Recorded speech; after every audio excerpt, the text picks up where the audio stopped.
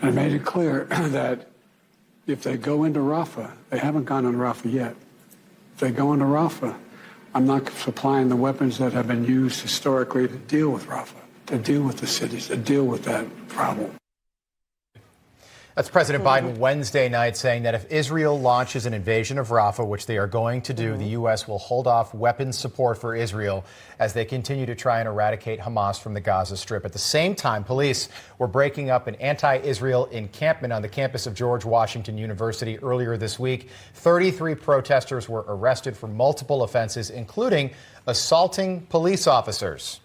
Joining us now, a member of the Four Country Caucus and member of the House Financial Services Committee, Iowa Congressman Zach Nunn. So, Congressman, what do you make of the president's comments, especially after he went out there on Tuesday, the Holocaust Remembrance Ceremony, and says our support for Israel is ironclad, and then pulls the weapons? Charla, this is complete betrayal. We have seen a president who makes a speech and does something that's a massive U-turn. And being a veteran of Afghanistan, I have seen this story play out too many times. Look, we have stopped the shipment of critical smart weapons to Israel to be able to minimize the amount of civilian casualties, but still cut off the head of the snake, which is Hamas, funded directly by Iran. At the same time, the administration has done nothing to lead on my legislation to sanction and limit Iran's ability to leverage, as we just saw weeks ago, 300 indiscriminate weapons directly into Israel that would have killed Jews, Christians, Muslims, folks in Palestine. Yeah. And let's never forget that we have hostages in Gaza right now who are U.S. citizens. The administration's turning their back on them.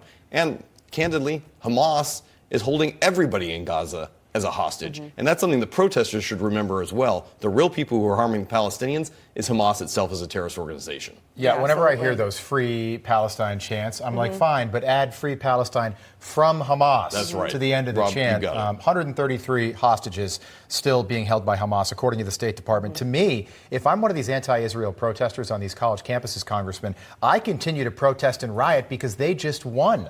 The administration just cowed to the demands of these college students and these outside agitators. And this is the worst part. Our elite universities have become the sounding board for the most ridiculous statements ever, and they've done it because they have really no consequences. I mean, they want to go to school on your and my tax dime, have the Biden administration capitulate and give them free college. But then back in my home state of Iowa, I've got hardworking kids going to community colleges, becoming apprentices, diesel mechanics for trucking. They're the ones who keep this country going, and they've said enough. I'm not going to even look at going. I've got a junior in high school.